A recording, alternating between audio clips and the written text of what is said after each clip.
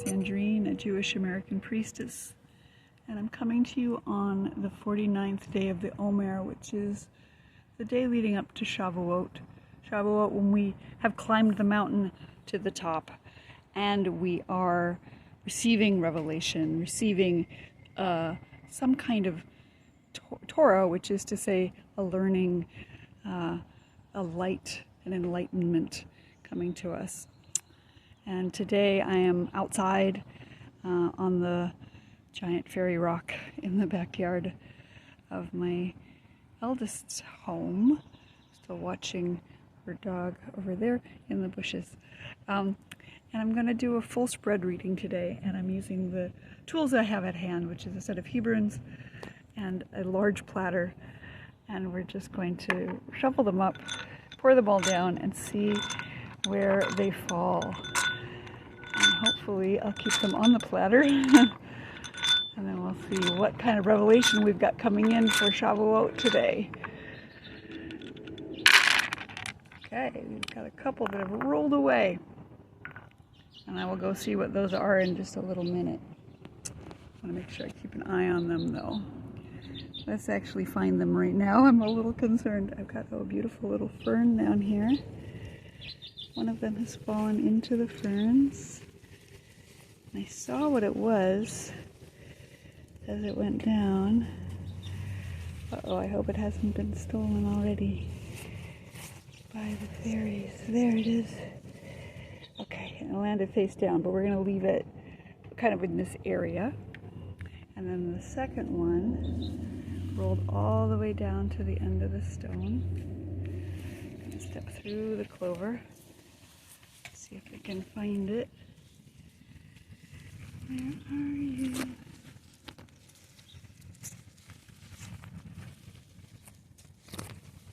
It was quite dramatic the way it rolled. Found it. I'm going to see if I can incorporate this into the readings. Now generally what I do is I remove all of the Hebrunes that have turned out face down. But what I'm going to do instead is I'm going to read them, the ones that are face up, and then we'll look at the ones that are face down as hidden messages for us. And we're going to start with looking at the center of the platter here, and what I'm seeing in the center is the letter Zayin, which has got a letter leaning up against it. I'm going to just take it out so I can show you the Zayin. And Zayin is the letter that represents the month of Sivan, so which is where we are right now. And it does represent that lightning and the power of the sovereign. So a sword or a scepter. It's the number 7 in Gematria, so it's the 7th day of creation. And we just came through the 7 times 7 weeks of the Omer. So it represents the Shekhinah, who is the Shabbat bride, and represented by the clouds and the mist over the mountain. And she's the one who is coming into union with the masculine aspect of the divine here at this sacred union on Mount Sinai today at Shavuot, this wedding where it said that the Torah is the ketubah, the marriage contract between the divine and us, and between the masculine and feminine aspects of the divine. So this Zayin here in the center seems super appropriate for this day of Shavuot, where we're receiving power. We are calling on our inner sovereignty and seeing that lightning flash, that enlightenment, that brightening that's coming down on the mountain right now. And that's our center piece today, which I completely love. I'm going to tuck this one back on top. Above that we have the letter Chet, a little bit up to the right, and Chet is the number 8 in Gematria, so it represents that infinity loop, another call out to the infinite one. It's the first letter of the word Chai, meaning life, and Choshek, meaning darkness. So we have this beautiful concept of the infinite and life being given to us, and darkness helping to illuminate our shadows at this time. contracts and commitments are affiliated with the chet. It is that letter that is representing a chuppah, a marriage canopy. So really appropriate for this day of sacred marriage at the top of the mountain between us and our higher selves. So I love that that's shown up above. This is what's coming from above, is this sacred commitment ceremony that we are walking into right now at Shavuot. Let's see, a little bit to the right we have the Ayin. Ayin is representing the eye, so being able to see our way forward. It's the number 70, so it's 10 times that 7. And so it has this feel of a completion, a great completion, like we've just come through the Omer. We've just received our enlightenment. We're at the top of the mountain. We've been climbing and climbing for 49 days, and now we get to see how things are going to be at the top. I love the ayin. It looks like a couple of eyes at the top, kind of looking forward, and then that optic nerve coming back toward the back of the brain. It also looks a little bit like a eye that one might paint on one's face if you were doing eye makeup, little winged eye. So ayin is here saying something is coming to an end, some big thing is coming to an end, and also we are not an end, but like a completion. Things are being completed, and then we can see our way forward now that we have come to this space where we are in time. Just below that we have the Yud. Yud is the letter that represents the divine Yud He Vav He, the name meaning the becoming one, the one who is constantly remaking themselves and creating in the world. And it has this shape that is like a seed or like a sperm. So some kind of fertility, some kind of new beginning. It's the dot that begins each of the letters. You'll notice that each of the letters has a Yud in it somewhere. It's where you put your pen down on the paper. So we've got this new beginning, a new seed being planted, and something coming into being. Just a little to the left of that and below we have the letter Mem, the mother letter of water. It's one of our mother letters representing the prophet Miriam, also Moshe, who's up on the mountain, right, and Moses. And it's a womb space. It's the number 40 in Gematria.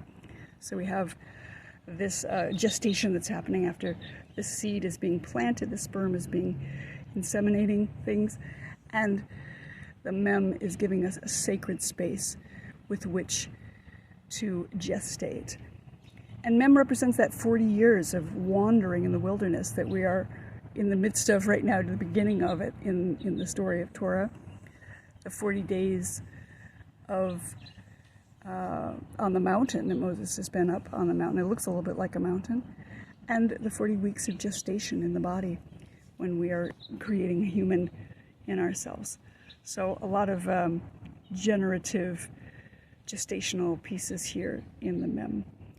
And that's right here, just to the right. We have the Shin with another letter leaning up against it, so I'm going to move for a second. Shin is the mother letter of fire, and it represents the Shekhinah, starts with Shin, Shalom, meaning wholeness. And so we have this fiery presence here, the sun and the moon and the stars in the sky. Again, that lightning that's up there, and wholeness, coming into wholeness. It could also represent return, tshuva. So we have these very powerful letters here, the mother letter of fire, the mother letter of water, that have come together very close to each other on our reading today. Tuck that back up on top. Let's see, what else is up right here? We have Beit to the left. Beit is the mother letter. It's not mother letter. It's the second letter of the alphabet, meaning home or house. It can also mean, wherever we dwell. So our bodies, the planet itself, but it's our place of home. But it's also the second letter of the alphabet, but it's the first letter of Torah. So it's another new beginning. Breshit means in the beginning. Beit is also sort of a preposition letter. So be before a word can mean in or toward. So it's got this sense of dwelling. And so Beit is here saying we are home. We are finding our home. We're finding our place in the world. We're finding our place in our bodies. And that we need to take care of those right now. To the left and down a little bit, we have the Gimel. Gimel is a letter about stepping forward. It's the foot or the camel. And we're propelling ourselves forward on this journey. We've come this far so far to Sinai, and we're about to step off into the wilderness for another many, many years. So we are starting out. We're starting out on a journey at this place from the mountain. What else? We've got Hey a little down below. Hey is the first letter of the word Hineni, meaning here I am, present and ready for service. It's the word that we speak when we are being called by the divine. In Torah, when somebody's name is called, frequently the appropriate response is Hineni, here I am, available and ready for service. So let's show up. It's two of the 4 letters of the divine name, the Yud, He, Vav, He. So let's show up for ourselves, let's show up for each other, and let's show up in this space right now in the divine. And let's see, we've got the Tzadi down here. Is the last letter that's upright. Tzadi is the letter that means justice. Tzadik is a righteous person. Tzedek means justice. So it's the letter that represents the trees. It looks a little bit like a tree. It's the letter that's affiliated with the month of Shavuot, which is the birthday of the trees. So, and it's affiliated with the tribe of Asher, which means happy, but also is kind of a shortened version of Asherah, the goddess who dwells within the trees. So I love that we're outside today, that we're in the midst of some trees, and that we have this sense of justice, maybe earth justice, taking care of the trees, revering the breath that's been given to us by the Divine One. So those are the ones that are upright for today. Let's see what is down, face down for today. At the very, very top of our reading, we have the Ein Sof. So it's blank completely on both sides. And it represents the infinite one and the ability to perceive things that are timeless and without space. So coming down from the very top, we have the blank, the infinite one, that without end. I love that. That's right at the top. Just below that, we have the Samik, which is being surrounded, being protected.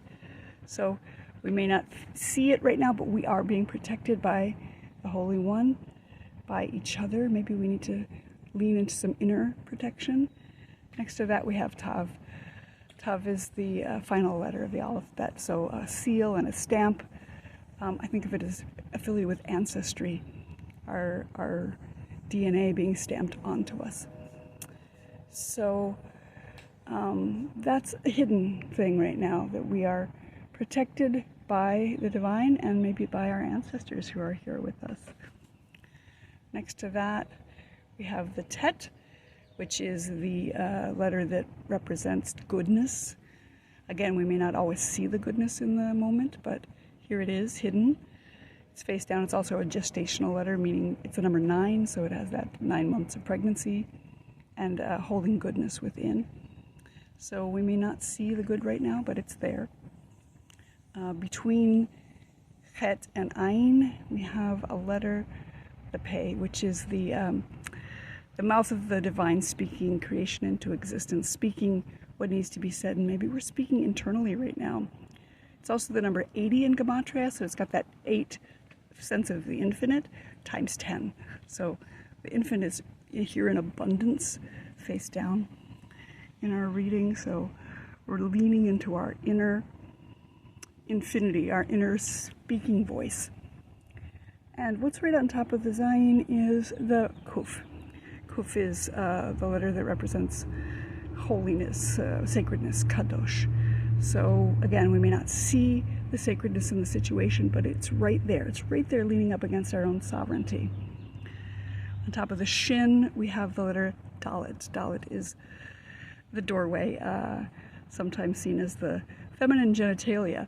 So we have this doorway of birth that's coming in. It's leaning right on the Shekhinah. So after that insemination into the gestational piece of the mem, and with that passion and the fire it's coming in from Shekhinah, we have the Dalet, which is birth, and the doorway into the next thing. Next to the Hey, we have the Kaf, and Kaf is a palm of the hand, so giving and receiving, being supported by the divine hand of the Shekhinah.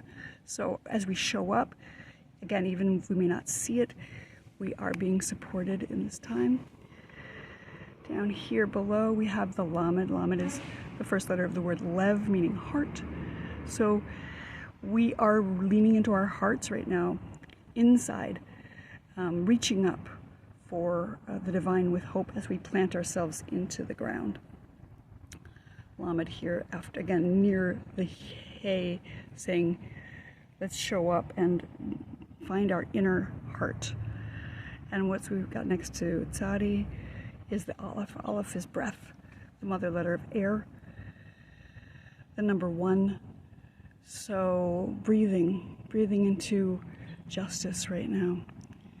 Again, leaning into that inner sense of breath and oneness. To the left of the Gimel, we have the Nun, and Nun is humility.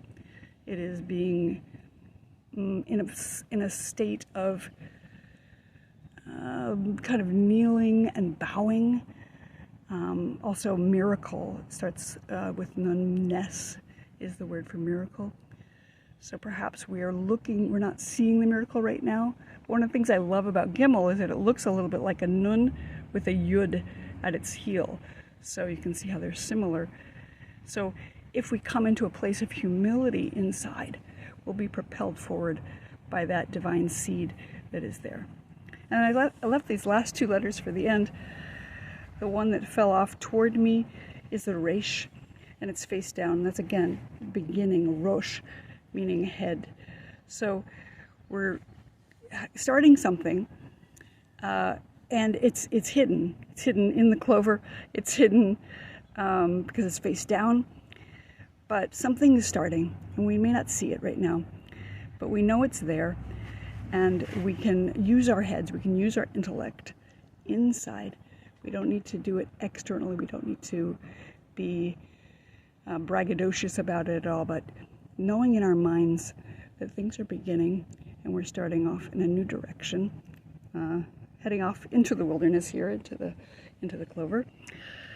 And then over on the other side, the one that I had a really hard time finding is Vav, and that is connection. So again, we might be having trouble with our connection piece right now, might be having trouble seeking for it, but it's right there. It's right there, but we have to go looking for it. We have to go searching for the connection and find it internally first. Find it with ourselves, with the divine, and then with each other. So those are our readings for today, for this day of Shavuot. We have our visitor coming up on the stone to bless our reading today. And I think it's a beautiful reading, and I hope that you enjoyed it. I'm running out of battery, so I'm not going to do a huge recap today, but remember our sovereignty. Remember that the sacred contract that we're making is helping us to see our way forward, to be inseminating something new, gestating with the passion that we're finding. We need to show up, take care of our bodies, step forward, and find justice in the situation.